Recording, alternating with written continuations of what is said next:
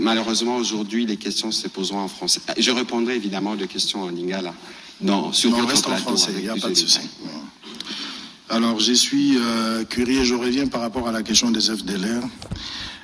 Je veux savoir la neutralisation des FDLR et les désengagements des troupes rwandaises. Ce seront concomitamment, où il faut d'abord finir avec la neutralisation des FDLR avant et le début du retrait des troupes rwandaises. Ça, c'est la première question. La deuxième, pourquoi avoir quitté le cadre multilatéral pour une démarche bilatérale dès lors que plusieurs pays interviennent dans la crise sécuritaire en République démocratique du Congo? Et puis pour terminer... Pourquoi avoir quitté les cadres multilatéraux? Quel cadre multilatéral la ministre d'État demande? Pour avoir un peu plus de précision sur votre question. C'est-à-dire, bien avant, il y a eu... Exactement. Évidemment. Parce qu'avant ça, il y avait loin. Exactement. Alors, pour terminer, j'aurais bien voulu qu'on lise dans l'accord le point 6. C'est de là que je ressors ma question. Le point 6, alinéa 1, intégration bilatérale. Intégration bilatérale. Dans le cadre, le parti lance et barre ou élargisse la coopération sur des priorités communes, telles que la gestion des parcs nationaux, le développement hydroélectrique, les dérisquages des chaînes d'approvisionnement en minerais, la gestion conjointe des ressources dans le lac Kivu et des chaînes de valeur minières transparentes et formalisées de bout en bout, de la mine au métal transformé qui relie les deux pays en partenariat, le cas échéant avec le gouvernement et investisseurs des États-Unis. Par rapport à ça, je voudrais d'abord comprendre l'esprit de ce point, mais aussi la gestion conjointe sur les domaines miniers pour arriver à certifier nos matières minières. Était-il impérieux d'associer le Rwanda? Pardon? Encore plus fort. Je disais, la question, celle qui est liée à la gestion conjointe sur les domaines miniers, pour arriver à certifier nos matières minières, était-il impérieux d'associer le Rwanda? J'ai pris la question par rapport à l'article, le point 6, premier alinéa, que je viens de lire tout à l'heure. Voilà, merci. Donc, 3 questions. La première question sur la concomitance FDLR, retrait de mesures de défense. La deuxième question sur le processus bilatéral. La troisième sur le cadre d'intégration économique. Allez-y, Milita. Merci beaucoup. Donc, la question de la concomitance, encore une fois, j'ai essayé d'expliquer auparavant que le CONOPS reconnaît les préoccupations sécuritaires des deux pays et les traite justement de manière égale. C'est pour cela qu'il y a cette question cet aspect de concomitance. On ne peut pas parler, si vous voulez, d'une neutralisation des FDLR et ensuite un désengagement des forces. C'est comme pour dire qu'une question est plus importante que l'autre. C'est pour cela que cet aspect d'une concomitance est repris dans le CONOPS. Évidemment, la réalité est aussi... Concomitance en français facile. Concomitance, c'est en même temps. En même temps, on a le CONOPS est divisé en 3 phases. Chaque phase a 30 jours. Dans ces phases de 30 jours, on regarde côté FDLR, qu'est-ce qu'on va faire? Côté RDF ou côté forces armées rwandaises qui doivent se désengager, qu'est-ce qu'on va faire concrètement? Et là, maintenant, nos experts militaires et des renseignements se sont assis pour dire, bon, si on est dans une première phase, quelles sont les choses qu'on devra faire? D'abord, identifier des deux côtés, quel est l'effectif, quel est le point de départ. Ensuite, engager, par exemple, du côté des FDLR, des sensibilisations pour dire ceux qui veulent, s'il vous plaît, rentrez chez vous, ça va nous faciliter la tâche. Du côté du désengagement des forces, qu'est-ce que cela veut dire concrètement? Quel est le dispositif en place? Quel est l'effectif? Et ensuite, on avance de manière graduelle. Maintenant, la réalité du terrain est aussi qu'on doit s'adapter à certaines réalités contextuelles.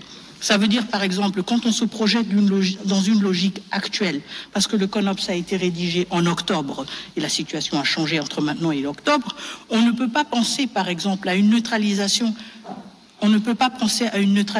des FDLR sans une présence des forces armées congolaises dans les zones où ils opèrent. Et donc, on ne peut pas penser à une neutralisation des FDLR sans un désengagement des forces armées rwandaises. Et donc, c'est justement là où nos experts militaires travaillent ensemble pour dire, si on veut atteindre tel objectif, eh bien, on doit être conscient que l'autre partie doit avancer sur certains points. Et c'est ça l'esprit de la concomitance, ou l'esprit du fait que tout se passe en même temps. On ne peut pas dire qu'on a un problème des FDLR si nous ne contrôlons pas les zones où elles sont supposées être opérationnelles. On ne peut pas dire non plus qu'on a un problème d'un désengagement des forces si nous ne sommes pas présents pour attester et confirmer le départ de ces forces. Et donc, évidemment, entre octobre et juillet 2024 et juillet 2025, il y a eu certains changements contextuels et on devra ajuster. Mais l'esprit reste le même. L'esprit reste le même. On respecte votre préoccupation, c'est les FDLR, pas de problème, on va s'en occuper. Mais vous respectez aussi la nôtre. Et c'est que vos militaires n'ont rien perdu chez nous, bye bye. Et donc, c'est ça l'esprit de la concomitance. Les deux parties doivent reconnaître la validité de leurs préoccupations sécuritaires. Est-ce qu'on peut estimer le retour de la paix? Quand est-ce qu'on peut estimer le retour de la paix? Bon, vous savez, si j'avais cette réponse, vraiment, je vous la donnerai évidemment, mais je la donnerai tout d'abord aux populations à l'Est, parce que ce sont elles qui sont les plus affectées. C'est une question à $1 million de dollars. Je n'ai pas la réponse à quand est-ce qu'on peut estimer le retour de la paix. Ce que moi je peux vous dire, c'est que du côté de la République démocratique du Congo, à travers la signature de cet accord, à travers tous les actes politiques que nous posons, à travers notre mobilisation, nous sommes déterminés à œuvrer pour un retour de la paix dans les plus brefs délais.